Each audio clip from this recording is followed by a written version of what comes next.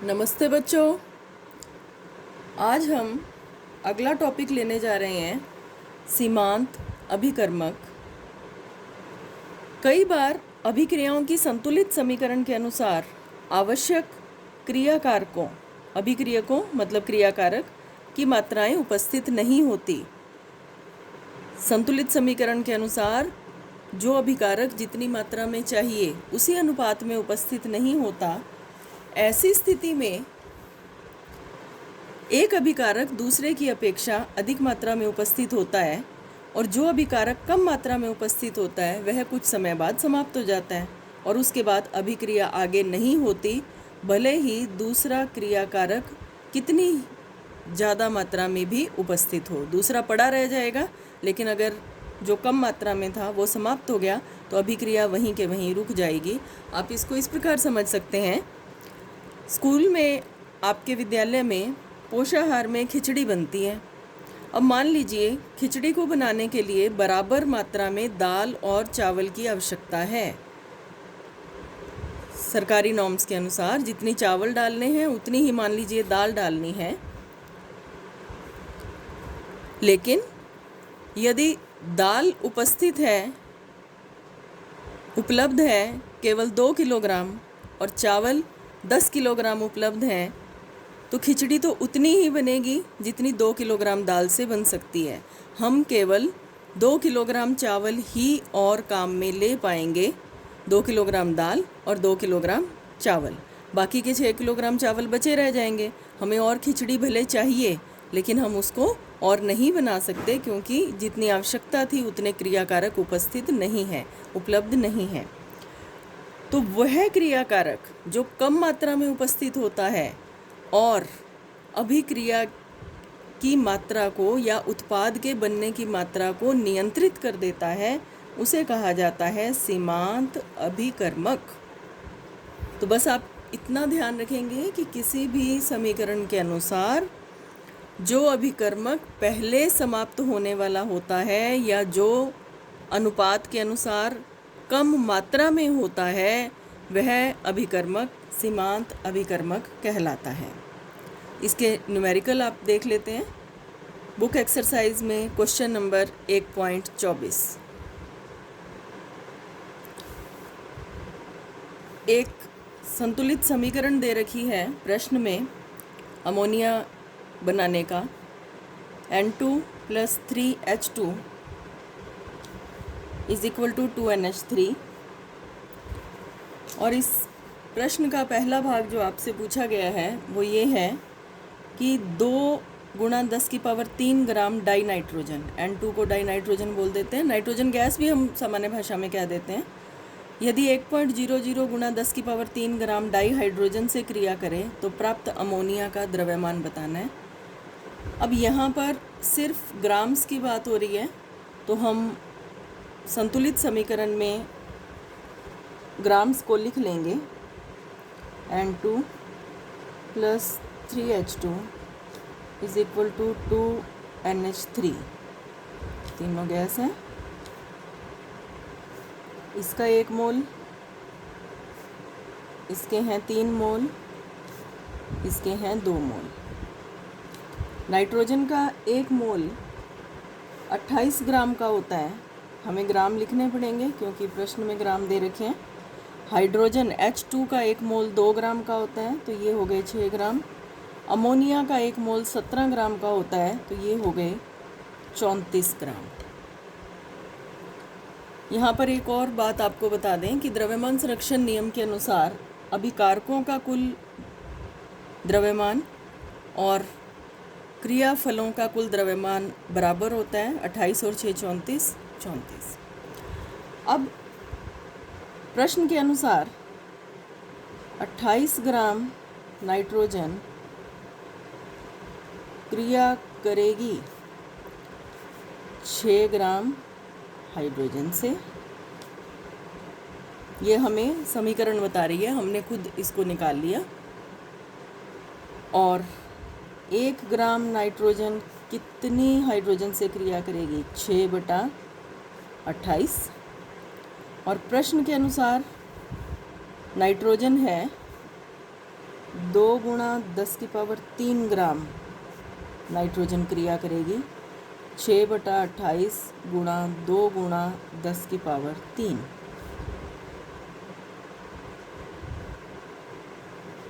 देखिए इसको, देखिए 2 × 10⁻³ इसे हम लिख सकते हैं 2000। इसको जब हम हल करेंगे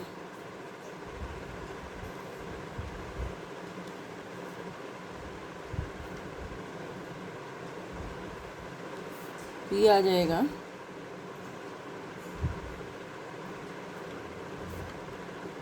428.6 ग्राम। मतलब अगर 2 × 10⁻³ ग्राम नाइट्रोजन होती है तो उसके लिए आवश्यक हाइड्रोजन की मात्रा है 428.6 ग्राम।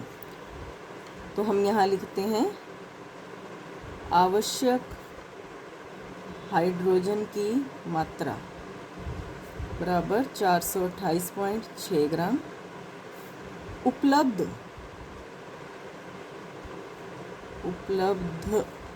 हाइड्रोजन की मात्रा बराबर, प्रश्न में दे रखा है 1 × 10⁻³ ग्राम बराबर 1000 ग्राम। तो इसका मतलब क्या है, हाइड्रोजन ज़्यादा मात्रा में उपस्थित है, आधिक्य में उपस्थित है। तो जो ज़्यादा मात्रा में उपस्थित है वो तो बाद में बना रहेगा, और जो कम मात्रा में है वह समाप्त हो जाएगा या वह सीमांत अभिकर्मक कहलाएगा। तो यहाँ हम लिखते हैं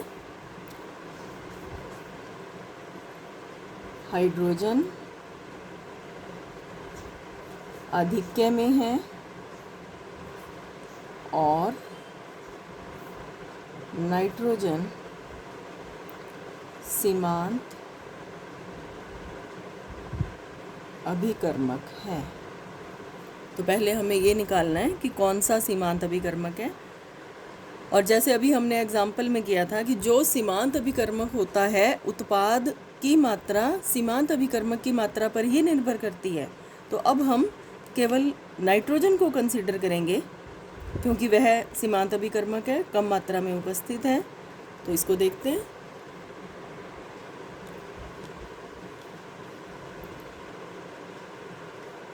समीकरण के अनुसार, जो संतुलित समीकरण हमने लिखी उसके अनुसार 28 ग्राम नाइट्रोजन से प्राप्त अमोनिया,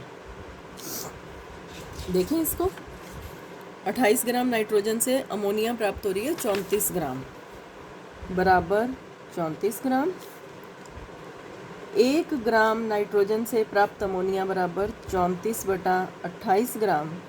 और हमें ये नाइट्रोजन की मात्रा दी गई है 2000 ग्राम। इससे प्राप्त अमोनिया होगी 34/28 गुणा 2000। अब आपको लगेगा कि ये हम पहले ही कर लेते हैं। तो पहले इसलिए नहीं किया जाता कि हमें पहले सीमांत अभिकर्मक ज्ञात करना पड़ता है, फिर उसी को रखा जाता है, उसी के अनुसार उत्पाद की मात्रा निकाली जाती है। यदि हाइड्रोजन सीमांत अभिकर्मक होता तो हम यह गणना हाइड्रोजन के लिए करते कि 6 ग्राम हाइड्रोजन से अमोनिया 34 ग्राम प्राप्त होती है तो कितनी प्राप्त होगी, इस प्रकार से। तो 28 ग्राम नाइट्रोजन से प्राप्त अमोनिया 34 ग्राम, ये तो हमें संतुलित समीकरण से पता चल गया 1 ग्राम के लिए। और 2000 ग्राम हमें प्रश्न में दे रखा है नाइट्रोजन, 2 × 10⁻³ का मतलब 2000 ग्राम। तो इसको जब हम हल करते हैं तो इसका उत्तर देखिए 34/28 गुणा 2000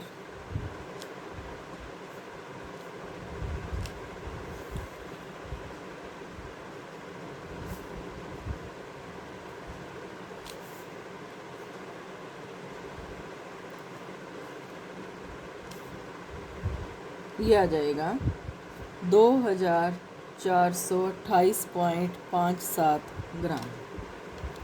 इतनी अमोनिया प्राप्त होगी। ये हुआ पहले भाग का उत्तर। अब दूसरा भाग आसान है बेटा, न्यूमेरिकल, इनको समझकर चलना, इनकी लंबाई को मत देखना। क्योंकि हमें स्टेप वाइज ही हल करने पड़ते हैं, इसलिए ये लंबे हो जाते हैं। लेकिन अगर हमें समझ में आया हुआ है तो हम उसको आराम से धीरे धीरे स्टेप वाइज कर लेते हैं। दूसरा भाग है, क्या कोई अभिकर्मक शेष बचेगा। हमने अभी निकाला था कि हाइड्रोजन आधिक्य में है तो हाइड्रोजन शेष बचेगी। इसका उत्तर हम लिखते हैं हाँ, हाइड्रोजन शेष बचेगी। तीसरा भाग, शेष बचे अभिकर्मक का द्रव्यमान, कितनी हाइड्रोजन शेष बचेगी। तो इसको हमें देखना पड़ेगा। हम पहले लिखते हैं उपलब्ध हाइड्रोजन, ये थी 1000 ग्राम। फिर हम लिखेंगे यूज्ड हाइड्रोजन, जो काम में आ गई। कितनी हाइड्रोजन काम में आई देखते हैं। यहाँ पर हमने निकाला था कि आवश्यक हाइड्रोजन की मात्रा है 428.6 ग्राम, हमने निकाल लिया था। 2000 ग्राम नाइट्रोजन के लिए आवश्यक हाइड्रोजन की मात्रा 428.6 ग्राम। तो आवश्यक इतनी थी, उपलब्ध इतनी थी, इसलिए यह आधिक्य में थी। तो जितनी आवश्यक थी सिर्फ उतनी ही काम में आएगी, 428.6 ग्राम। शेष हाइड्रोजन, इसको माइनस कर देंगे, ये आ जाएगा 571.4 ग्राम। ये तीनों भाग पूरे हो गए। तो ऐसी अभिक्रियाओं में पहले आपको ये ज्ञात करना होता है कि सीमांत अभिकर्मक कौन सा है, किसकी मात्रा अधिक है, और उसके बाद आप इनको जो प्रश्न में आपसे पूछा जाए उस पर वैल्यूज़ पुट करके निकाल सकते हैं। ऐसा ही एक एग्जाम्पल किताब में है, आपको किताब में वो एग्जाम्पल समझा देती हूँ मैं। बेटा आप न्यूमेरिकल्स छोड़ा मत करें, आपको न्यूमेरिकल्स करवाने के लिए मैं काफ़ी मेहनत कर रही हूँ और काफ़ी समय भी लगा रही हूँ। तो न्यूमेरिकल्स को धीरे धीरे समझें और किया करें। और एक बात ध्यान रखें, आपकी परीक्षा में आपकी बुक से बाहर न्यूमेरिकल बहुत कम आते हैं। जो ये बड़े न्यूमेरिकल्स हैं, या तो पाठ के अंदर वाले एग्जाम्पल आते हैं या पीछे वाले प्रश्न आते हैं, तो इनको आप अच्छे से कर लिया करें, तो आपके परीक्षा में न्यूमेरिकल हल हो जाते हैं। ये उदाहरण देखिए, 50 किलोग्राम नाइट्रोजन और 10 किलोग्राम हाइड्रोजन को से अमोनिया बनानी है। तो बनने वाली अमोनिया की मात्रा ज्ञात करनी है और सीमांत अभिकर्मक कौन सा है ये बताना है। पहले हम समीकरण लिख लेते हैं कि समीकरण क्या है, और उसके बाद हम इनके मात्रा निकाल लेते हैं कि कितने मोल नाइट्रोजन के हुए, कितने मोल हाइड्रोजन के हुए। इसके अनुसार 50 किलोग्राम नाइट्रोजन में कितने मोल हो गए और 10 किलोग्राम हाइड्रोजन में कितने मोल हो गए। मोल, द्रव्यमान से मोल निकालने का तरीका हमने कर रखा है। दिए गए द्रव्यमान को पहले ग्राम में चेंज करेंगे, जैसे यहाँ पर 50 किलोग्राम को 1000 से गुना करके ग्राम में चेंज किया गया है। फिर उसके मोलर द्रव्यमान से भाग दे देंगे। नाइट्रोजन का मोलर द्रव्यमान 28 होता है, तो 50,000 को 28 का भाग दे देंगे तो इतने मोल आ जाएंगे। ऐसे ही हाइड्रोजन में 10,000 को यदि 2.016 का भाग देंगे तो उसके ही मोल आ जाएंगे। अब समीकरण के अनुसार 1 मोल नाइट्रोजन के लिए 3 मोल हाइड्रोजन चाहिए। तो हम देख लेते हैं कि नाइट्रोजन के मोल 17.86 गुना 10 की पावर 2 मोल हैं। इसका 3 गुना कर देते हैं, तो इसका 3 गुना करने पर आवश्यक हाइड्रोजन की मात्रा आ जाती है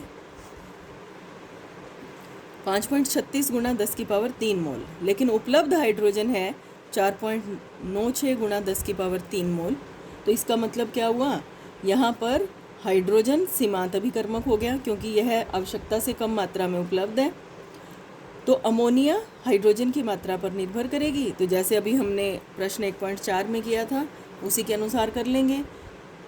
समीकरण में देखेंगे कि यदि 3 मोल हाइड्रोजन है तो 2 मोल अमोनिया बनती है, और यदि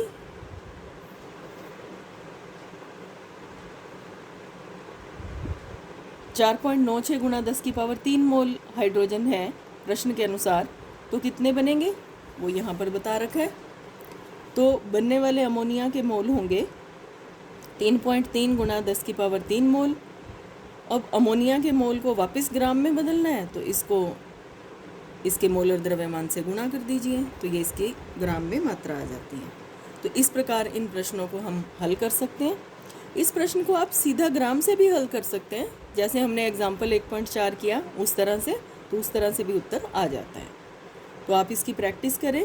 इसके बाद सांद्रता से संबंधित कुछ टॉपिक हमें और करने हैं, वो हम नेक्स्ट वीडियो में करेंगे। मैं उम्मीद करती हूँ कि अगली वीडियो में हम इस चैप्टर को कंप्लीट कर लेंगे, क्योंकि आपके लिए केमिस्ट्री नहीं है, 11th क्लास नए बच्चे हो आप, तो हमने काफ़ी धीमी स्पीड से काम किया है, तो ये चैप्टर काफ़ी लंबा खिंच गया। कोई बात नहीं, आप इसकी प्रैक्टिस करें, इसको अच्छे से साथ साथ में याद कर लें, ताकि आपका जो समय लगा है वो यूटिलाइज हो सके। Thank you.